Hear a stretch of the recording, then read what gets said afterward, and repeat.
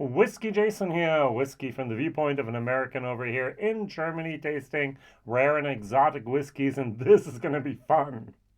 I have 2 bottles of Edradour, 12-year-old, Cask Strength sherry matured, Oloroso sherry matured whiskeys. Wow. Batch 1, 57.8%. 4,663 bottles. Batch 2, 57.6%. And to make it even a little bit more interesting, I'm going to compare it to, at the moment, my whiskey of the year, the Bunnahabhain 12 Cask Strength from 2022 with 56.6%. So that's going to be my comparison whiskey of these two. 98 euros, 99 euros, a recommended retail price. All right, so I'm going to pour some in my glasses and I'll start reading to you a little bit. And you can see how great the labels are on these whiskeys. There's a tiny, tiny little bit of disappointment on the label, which I'll talk about in a moment, but I don't think it's... Oh, that was a little bit more generous there. I don't think Edradour is the real reason here. On batch number 1, this actually, I'll just read. All right, distilled in 2011. The spirit was entirely matured in first fill and second fill Oloroso sherry butts. The bottling is from 7 of those butts. Cask numbers 144, 168, 169, 173, 174, 175, and 176. And bottling took place on the 12th of May, 2023, yielding just 4,663. I did the math. A butt is 500 liters. After 12 years, there was still 464 liters on average in each butt. So they lost only 10% over 12 years. I'm not sure about just. Natural cask strength and color. So no artificial color has been added during bottling. Yay! The color of the whiskey reflects only the natural impact from the casks during maturation. Yay! Bottled at natural cask strength.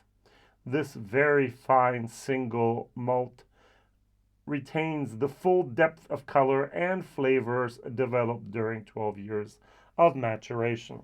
Now this label's almost the same. I'm just going to read one little part as well. It says here, distilled 2021. The spirit was entirely matured in first fill and second fill Oloroso sherry butts. The bottling from 8 of those butts, cask numbers 201, 214, 215, 219, 220, 221, 222, and 230. And bottling took place on the 30th of June, 2023, yielding 5,100 bottles. So we have here June 30th. We have here the 12th of May, 2023. All right, so what happens is actually at the distillery, they bottle this, and then they make the labels. So you bottle it, you put it on pallets, you set it aside, and then you label it later on, which is a pain in the butt because you never know exactly how many bottles you're going to get, especially with a number like 4,663. I'm not really sure if there were maybe 1 or 2 bottles more or 1 or 2 bottles less with the 5,100 bottles exact. I think they might have printed those labels a little bit closer to the date of the filling than that, but that's okay. I don't care. They're close enough. They're good enough. That is exactly right. I commend Edradour. I thank Edradour. I praise Edradour for giving us 2 batches within 6 weeks of each other and cask strength sherry whiskey. Now, the cask numbers, if I'm correctly informed, those are the casks they filled up in that year. So in here, we have in the year 2021, we have the 144th, we have the 168th, we have the 169th, and so on. And over here, we have then the 211th, 201st, the 214th, and so on. These are 12 years of age, maybe to the day, but they are 12 years of age. All right, very, very, very good. And now what I need to add is I need to add the Joker. Will these even get close to the Edradour 12 years of age? Oh yeah, there was a disappointment I forgot to mention here. I'll show that in a second. I found on the back of both of these bottles of the Edradour a QR code. Now I was like, oh yeah, imagine how much you could do with a QR code. You could actually give me a video of them emptying the barrels. You could give me a video of the bottling line. You give me pictures of the casks. You can give me a little bit more history of where these casks came from. You can give me all this extra information. And I scanned this QR code here. And what did I get? I landed up in an Italian bottle recycling website. And my first thought was, oh no. Imagine the back of a bottle with 26 different QR codes for 26 European countries, for 26 new bottling recycling schemes. I had such high hopes, and I was like, yeah. Oh, bottle recycling scheme in Italy. I almost had a tear in my eye. It's like there was so much potential, and I was like, that just shoot me now. I'm sure this is probably going to be a governmental requirement, but I do hope one day we will have maybe one code for all of the European Union and not for each and every country. All right, good. I'm going to nose them, I'm going to taste them, and then I'm going to give you my recommendation. Wow, that's a good nose. That is really, really nice. Batch 1 at Whiskybase is going to be 234722. Batch 2 is going to be 237207. Okay, there is a difference. Now, I get leather and furniture polish here with a little bit of a cherry. And sherry. Over here, I get more of a sourness in comparison with a little bit of a cherry and a tiny little bit more of a wood moment going on. On the nose, I think I prefer batch 1. There's a 90 to 93% absolute identicalness to these. The differences are subtle but noticeable, at least to me. All right, the Buna. The Buna is less aromatic than these two. These two pop out of the glass a little bit more. This needs a little bit more of a teasing at the beginning. But then you have a little bit more of a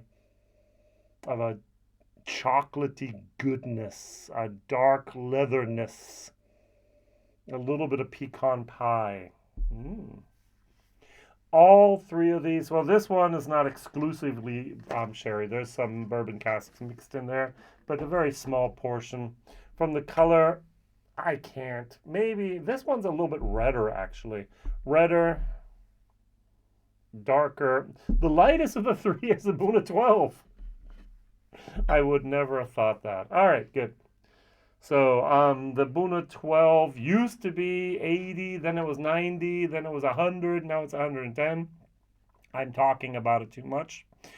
These are 99 and 98, 99 euros.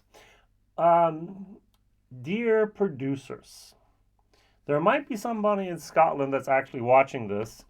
I challenge you to give us, the customer, one product in your entire range. That is a age statement between 12 and 15 years of age. I'm happy with 12, would love to have a 15-year-old. Cask strength, natural cask strength if possible. Sherry matured single malt whiskey. Not chill filtered, natural color. For under 100 euros. Now, I know it might not always be what you want, but that's what we want as a community.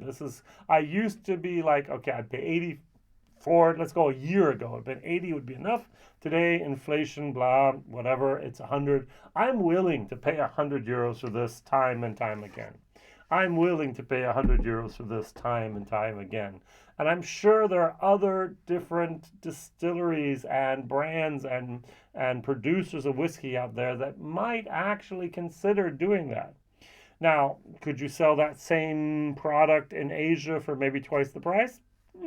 Yeah. And that's our problem with the global community at the moment. I would love for more and more brands to do this. Now, Adnamochen, for example, is not 12 years of age yet. They don't have anything, but those are fairly decently priced bottles as well. Edradour, once again, the 100 euros for 12 years of age at natural cask strength and sherry cask maturation exclusively. Yes, yes, yes. The independent bottlers are going to charge much, much more in the future. They can't do those prices anymore. But I hope the original bottlers, the brands themselves, can at least supply a couple thousand bottles a year to us needy consumers in the European Union. Or maybe America or Australia for that price, never. I'm sorry, you have different tax laws down there. All right, so let's try these and let's rate them. I'm a little worried about the Buna. Will it be able to hold up?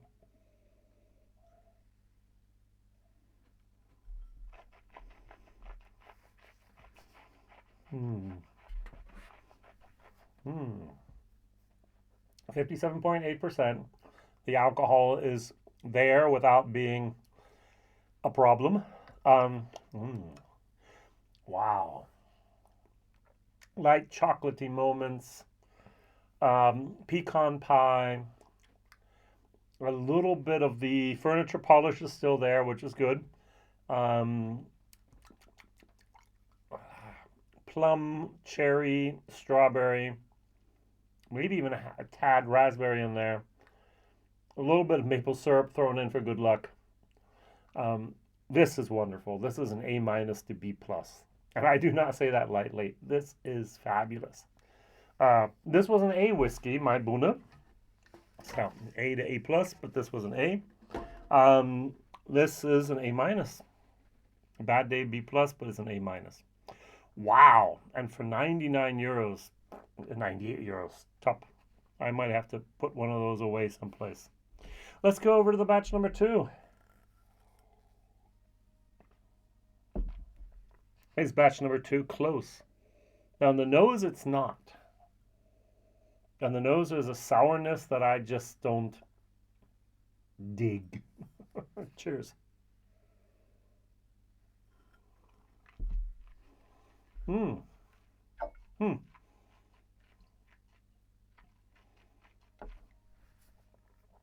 Much, very, very much different profile. They're still 70% the same, but there's 30% difference here. More wood, more astringency, more heat and youth. I was talking with someone online, or we were writing online in the comments about Signature Vintage often using first fill sherry casks, and they're having a little bit of that syrup type moment. I get a little bit of that there. This, not a thing. This is magnificent. This is, so it's an A-, B+. This is a B-. It's still good. But compared to the awesomeness of this is just, yeah. It's got a tiny little bit of a walnut moment going on at the end. Not a big fan of walnuts. Put a little bit of water in each. So go back to batch 1. I did not add any water in my German videos. This is new for me as well. I always do a German video before I do the English video, so you get the more concise and the more informed version here. I know what I'm going to say, and I usually know what I'm going to do. Sometimes in my German videos, like, wait a second, stop, let's take a look at this and this. So,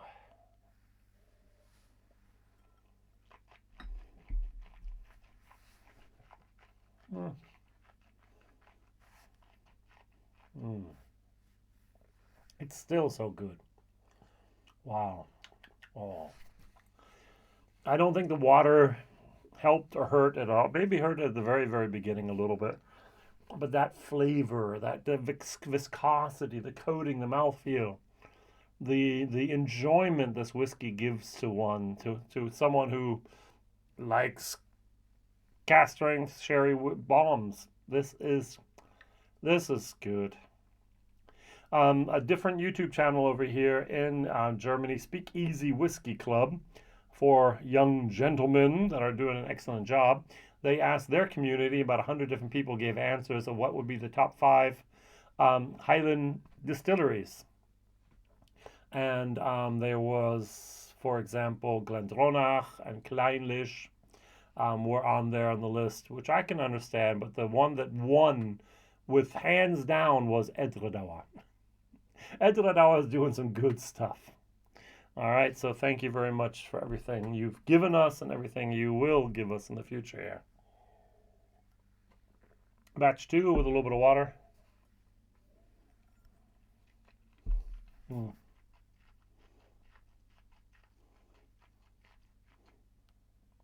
The herbalness comes through a little bit more. Like you take a black tea, it's a black tea bag. You add maybe a little bit of, you add a cough drop of Ricola and you let it dissolve in a hot tea. And it's that herbal, tanninic, not greatness that's going on here. A little bit of an cherry lollipop. It's got a little bit of artificial cherry moment going on here. As I said, it's still a B- whiskey. It's not a bad whiskey. It's a very good whiskey, but it's nothing compared to the magnificence of this whiskey. Well done. Fabulous. All right, so let's go to the Buna 12. I'm going to hold it up while I do this. When I did this, my German video, I was really worried. Will this stand up?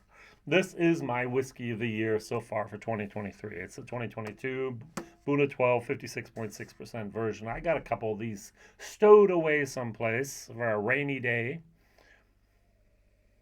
On the nose, okay. Oh yeah, I get more plum than anything else compared to the others. Let's try it.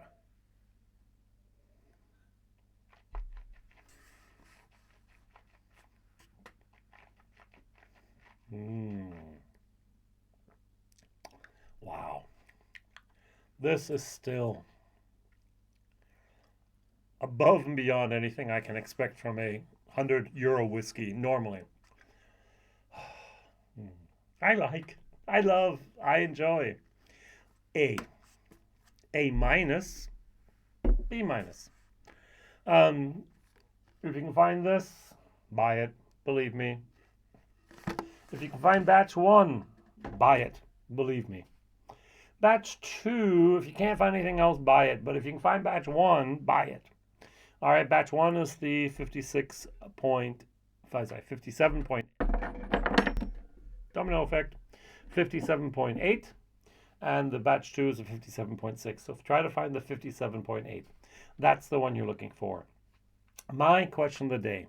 I just begged and asked the industry to give us €100 cask strength 12-year-old sherry matured whiskey. Do you know of any other ones?